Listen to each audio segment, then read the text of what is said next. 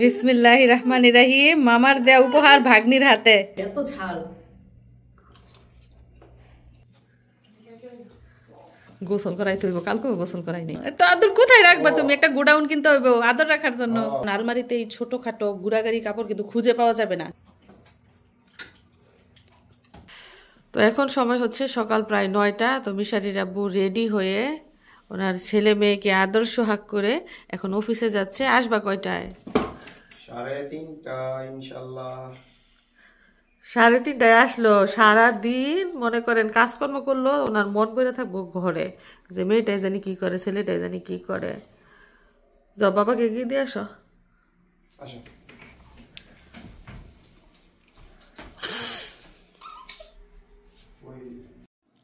প্রতিবারই বাংলাদেশ থেকে সৌদি আরবে আসলে সংসার গুছাতে গুছাতে, যদিও আমার সময় যায় না, আমার সময় যায় কাপড় চোপড় গুছাতে গুছাতে। যে কাপড় চোপড় আমি সাথে করে নিয়ে এসেছি ওইগুলো দেখেন 2 দিন পরে গুছালাম, এবং এত বিরক্ত। এগুলো রাতে গুছিয়েছি, দিনের বেলা সময় পাই না। এই যে আমার কাপড় চোপড় এখানে, এখানে বাচ্চার জিনিসপত্র, এইখানে মিশারির কাপড় চোপড় আমারও আছে, এখানে মিশারির বাবার। তো পুরা এই মাঝখানের কেবিনটা পুরো আমাদের দখলে, আর পাশের 2 কেবিনে রয়েছে সংসারের জিনিসপত্র এবং মিশারির আব্বুরও কাপড় চোপড়। আর এই যে লাগেজটা দেখতে পাচ্ছেন, এটার মধ্যে শুধুমাত্র বাবুর কাপড়, বাবুর কাঁথা থেকে শুরু করে শীতের কাপড়, গরমের কাপড়, তাওয়াল, প্যান্ট যা আছে সব বাবুর কাপড় এখানে রেখেছি। কারণ আলমারিতে এই ছোটোখাটো গুড়াগাড়ি কাপড় কিন্তু খুঁজে পাওয়া যাবে না, এজন্য বুদ্ধি করে এখানে শুধু বাবুর কাপড়গুলো রেখেছি। আর এই পাশটায় মিশারি বোনকে নিয়ে বসে আছে, কারণ তাকে কোলে নেওয়ার মানুষ নেই এখন। আর এই যে বাবুর ডাইপার সব এই বস্তার মধ্যে, মানে এই ব্যাগের মধ্যে সব। বাবুর জন্য 6 প্যাকেট ডাইপার এনেছি, সব এখানে রেখেছি। বসে রেখেছে বোনকে নিয়ে।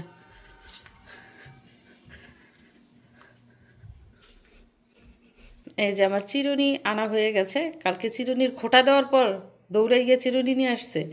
আর এই যে চুড়ি এখনো পর্যন্ত রাখি নাই, এইখানেই আছে।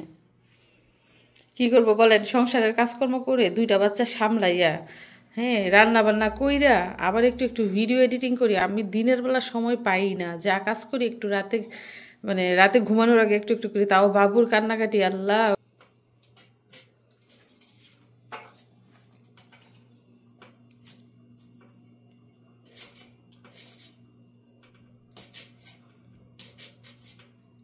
তো বাংলাদেশের মতো এখানেও কিন্তু আমরা আদা রসুন একসাথে ব্লেন্ডার করে নিই, একবারে 15 দিন যায়, কখনো আবার 1 মাসও যায়।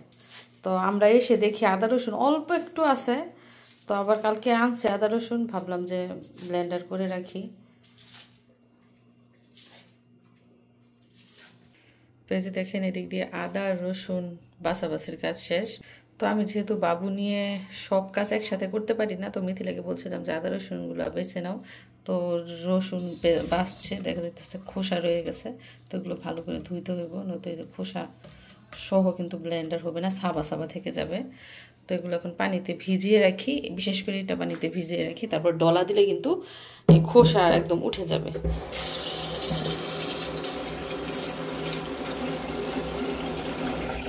তো এইখানে আসার পর আমি দুপুর 12টার আগেই কিন্তু দুপুরের রান্নাবান্না শেষ করি। তো এখনও রান্না শুরু করি নাই, শুরু করব।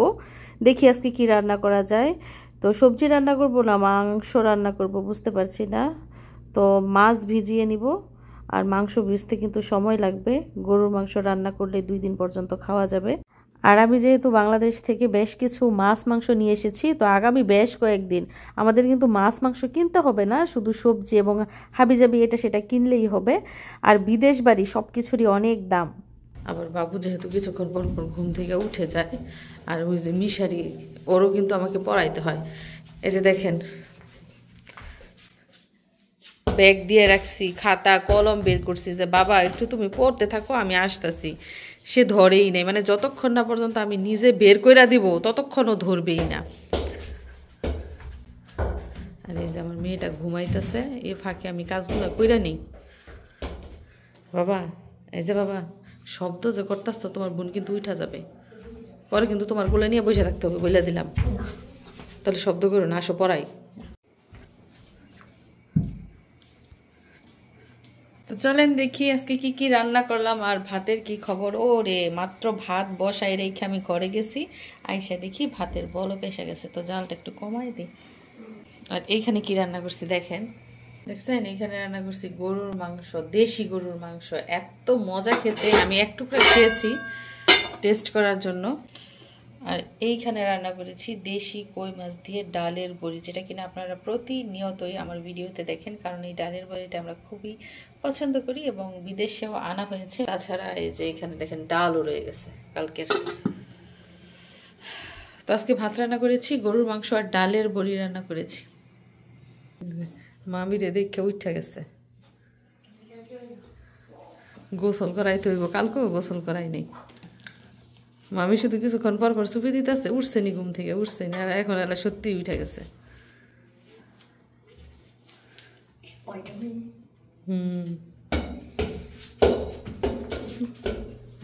দেখি মিশারির পেন্টিং কেমন হয়েছে।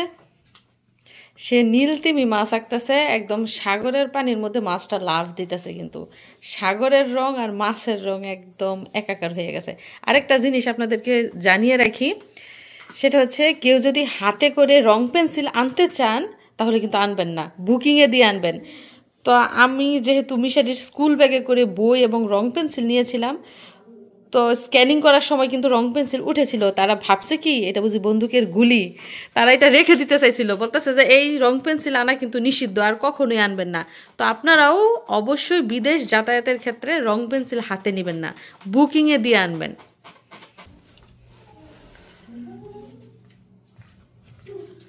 তো এখন সময় হচ্ছে বেলা 12টা, বাবুকে গোসল করাবো, ঠান্ডা পানি আর গরম পানি একসাথে মিশিয়েছি। আর আজকে আমার নিজেকে এত অসহায় লাগছে, এই কাজটা কিন্তু আমার মা নয়তো আমার শাশুড়ি করতো। মানে তারা এমন এক অভিভাবক, আমার কঠিন কাজগুলো তারা সহজ করে দিত। দেখেন আজকে বাচ্চাকে আমার নিজের গোসল করাইতে হইব, বাচ্চার কানে পানি যায় কিনা, নাকে পানি যায় কিনা সেটা নিয়ে টেনশনে আছি। তো কি আর করার, নিজের উপর যখন কোনো কিছু পড়ে তখন সেটা কষ্ট হলেও করতে হয়। তো চেষ্টা করতেছি বাবুকে গোসল করানোর, গত 2 দিন ধরে গোসল করাই না। তো বাবুকে গোসল করাতে আমার সময় লেগেছে 10 মিনিট। আর এদিক দিয়ে বাবুর কাপড় চাপড় রেডি করে রেখেছি, গেঞ্জি, তারপরে সেন্টু গেঞ্জি, ডাইপার, তেল, প্যান্ট, এগুলো এখন পরাবো, তারপরে দেখি ঘুমাই কিনা। তো মিশারিরা বোঝা আমার জন্য আম আনছে, তারপরে গিয়া কলা আনছে। আম তো খাইলাম, খাওয়ার পর রয়েছে আর কয়েকটা আম বাকি আছে, তো কলা খাই। এত শখ করে উনি কলা আনছে, যদিও কলা ভালো করে মজে নাই। উনি বলতেছে মজলে বলে অনেক মিষ্টি লাগবে, কালকে একটা খাইছে, খাওয়ার পর বলতেছে অনেক মিষ্টি, আরও ভালো করে মজলে আর কি আরও মিষ্টি লাগবে, তো একটা খাই আমি কলা। বিসমিল্লাহির রহমানির রহিম। সাগর কলা মিষ্টি মোটামুটি ভালোই, আমাদের দেশি কলার মতোই লাগে।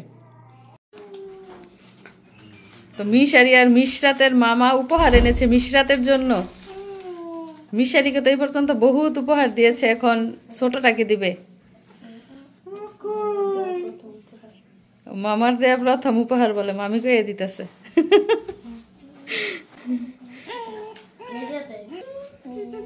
বিসমিল্লাহির রহমানির রহিম। মামার দেয়া উপহার ভাগ্নির হাতে।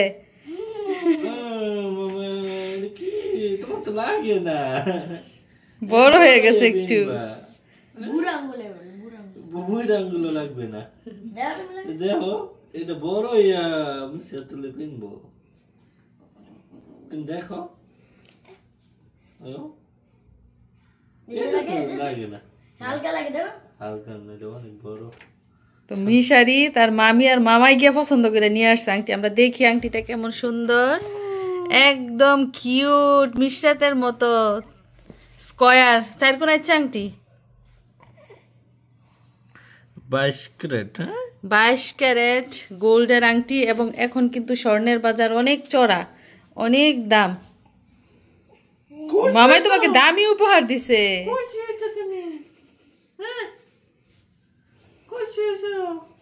মামাই সেই আগে থেকেই বলতেছে যে মিশরাতে কবে আসবো, কবে উপহার দিব। এয়ারপোর্টেই লয়ে গেল হইলে উপহার, সময় পাই নাই, এখন আজকে এনে দিচ্ছে।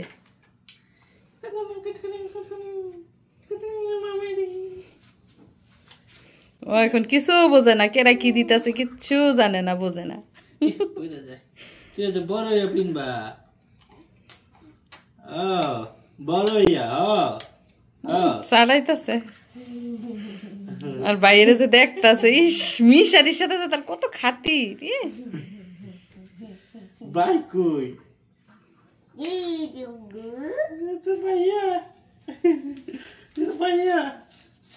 বাচ্চাদের বলে 12 মাসে 13 রকমের চেহারা হয়, এখন কার মতো দেখা যায় চেহারা করছে দেখি। এখন বলে দুলাবের না, আজ পর্যন্ত কেউ কইল না যে দুলাবের মতো, খালি সুজনের মোহ না যায় আর দুলাবের মতো বলে হয়েছে।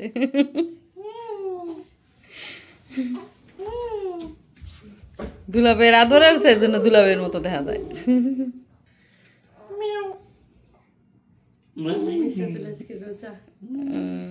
2 দিন পরে মামার লগ্গে হয়ে যাইব। এই যে দেখেন আংটিটা, এগুলো স্মৃতি হয়ে থাকবো, স্মরণীয় হয়ে থাকবো। 20 বছর পরেও বলতে পারবো যে মামাই আমার এটা দিচ্ছে।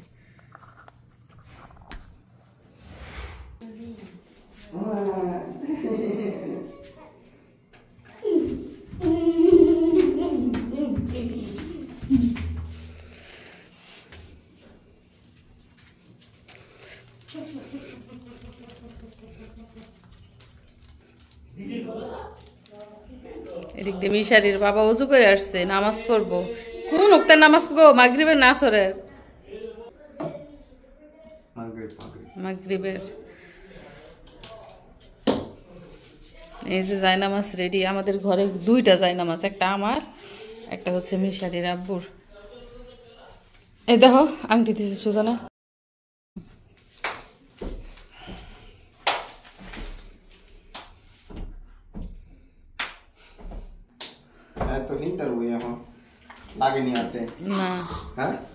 লাগে না তো,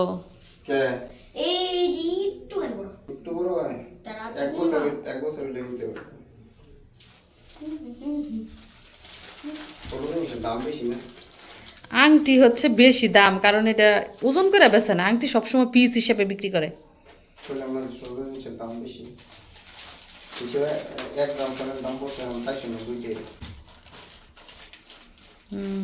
আর সৌদি আরবে কিন্তু ছোট জিনিসের দাম বেশি থাকে, এমনিতে ওইগুলো ঠিয়া ঠিক বিক্রি করে, দাম বেশি দিয়ে আনছে না। তো এই যে পাস্তা রান্না করেছি গরুর মাংস দিয়ে, এখন পরিবেশনের পালা এবং খাওয়ার পালা, তাই না? এত কষ্ট করে রান্না করেছি, যদি খাওয়াই না হয় তাহলে কি হবে?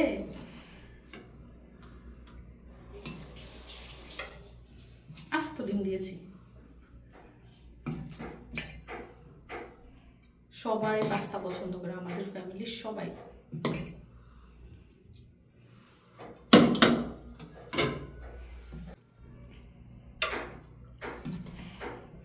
আমার ভাই সালাদ কাটছে, সালাদ কাটতে মনে নাই, এখন হঠাৎ করে মনে পড়ছে পাস্তার সাথে সালাদ না খেলে কিন্তু মজা লাগে না, না? কেমন যেন দলা বেঁধে যায় না?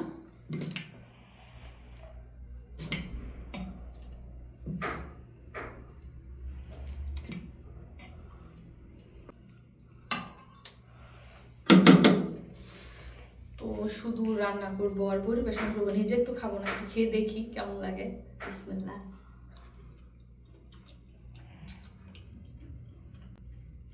যে মশলা দিয়েছি না এক্সট্রা, ওই মশলার দারুণ সুন্দর ঘ্রাণ এবং ঝাল হয়েছে। আমি বাংলাদেশ থেকে আমাদের গাছের মরিচ এনেছিলাম, 12ই মরিচ, ওইগুলা দিয়েছি, এত ঝাল। এখন মিষ্টি খেতে পারবে কিনা জানি না।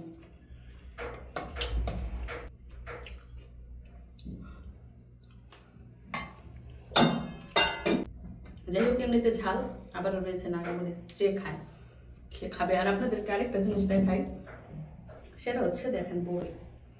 কিছুক্ষণ পর পরই বড়ি খেতেছি, মানে এত মিষ্টি। টেবিলের উপর রেখে দিছি, এদিক দিয়ে যায়, একটা করে বড়ি মুখে দিই, সারাদিন এভাবেই খেতেছি। আর বাংলাদেশ থেকে আসার সময় আমি এতগুলো শুকনা করে আনছিলাম, বুঝতে বললাম জিনিস বেশি হয়ে গেছে 10 কেজি, ওইটা আবার পরে বাড়িতে ফেরত পাঠাইছি, নয়তো বড়ুর আচার বানাইতে পারতাম। যাই হোক বন্ধুরা, আজকে সারাদিন কি করলাম, কিভাবে রান্না করলাম, কি কি মজার ঘটনা ঘটলো, সবকিছুই তো দেখলেন। আশা করি সবকিছু দেখে আপনাদের ভালো লাগলো। লাফি গাও মিশারি বাবাকে পছন্দ করে দিয়েছে। বাবাকে পছন্দ করে তোমারে দেখি যা ভাইয়া যাও, ভাইয়া যাও, ভাইয়া যাও না, ভাইয়া যাবে না। বাবার আদরের রাজকন্যা, ভাইয়ের আদরের, সবার আদরের গো, এত আদর কোথায় রাখবা? এত আদর কোথায় রাখবা তুমি? একটা গোডাউন কিনতে হইব আদর রাখার জন্য, পরে বড় হইলে এগুলা নিবা। ছোট থাকতেই তো মানুষ আদর করে, বড় হইলে আদর শেষ। এজন্য এখন গোডাউনে ভরে রাখো, পরে আস্তে আস্তে ব্যবহার করবা। কত স্বর্ণ, কত গহনা, মাশাআল্লাহ। ছোট্ট বাবুর ওজনের থেকে বেশি হচ্ছে তার উপহার, দামি দামি উপহার। ওহো, এদিক দিয়ে দেখেন মিশারির আব্বু 4 ক্যান খাবারের পানি এনেছে, কিন্তু এটা আমি খেয়ালই করি নাই। উনি এই পানি আনার 3 ঘন্টা পরে এখন আমার খেয়াল হয়েছে যে উনি পানি আনছে। তো মিশারির আব্বু বাজার করে এসে যে হাঁপাইতেছে, আমি যে বলতেছি এই কয়টা বাজারে না হাঁপাইছো, আসলে আমার ভুলই হয়েছে। উনি যে দুতলায় এই ক্যানগুলা নিয়ে উঠছে এজন্য হাঁপাইছে, আসলে আমি বুঝতে পারি নাই, সরি। এই যে এদিক দিয়ে আমার ভাই কিন্তু সুন্দর করে সালাদও কেটে ফেলেছে। তো মিশারির আব্বু কি করে, উনি সবসময় পাস্তার মধ্যে লেবু খাবে। মিশারি খায় না লেবু, সালাদ দিয়ে দিলাম উপর দিয়া।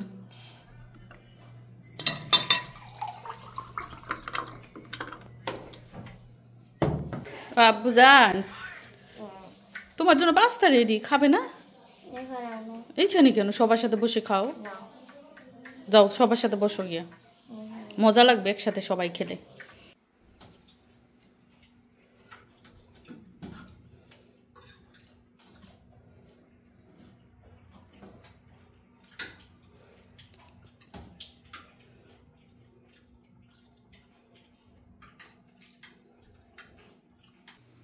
দেখেন আমার সামনে হচ্ছে আমার প্রিয় ফল আম। কে কেটে দিয়েছে জানেন? যিনি আমার জীবনের সবচেয়ে ভালো মানুষ, মিশারির আব্বু। তো উনি আমার জন্য আম কেটে সুন্দর করে আমার সামনে এনে দিয়েছে আমি খাওয়ার জন্য, কারণ উনি জানে আমি খাওয়া মানে ওনার আদরের মেয়ে খাওয়া। তো শুধু মেয়ে হয়েছে বলে যে উনি আমাকে আদর করে তা কিন্তু না, বিয়ের পর থেকে উনি আমার প্রতি খুবই যত্নবান। আলহামদুলিল্লাহ এমন একটা স্বামী পেয়ে, তো আল্লাহ ওনাকে সুস্থ রাখুক, ওনাকে অনেক হায়াত দেখ, আমি সবসময় দোয়া করি। তাদের বাপ বেটার দেখেন কি শীত, রুমের মধ্যে হিটার ছাড়ছে। এই সৌদি আরব যেখানে কিনা মরুভূমির দেশ, বালির দেশ, যেখানে গরমের জন্য 5 মিনিট বাইরে থাকা যায় না, সেই দেশে আবার হিটারও চালাইতে হয়।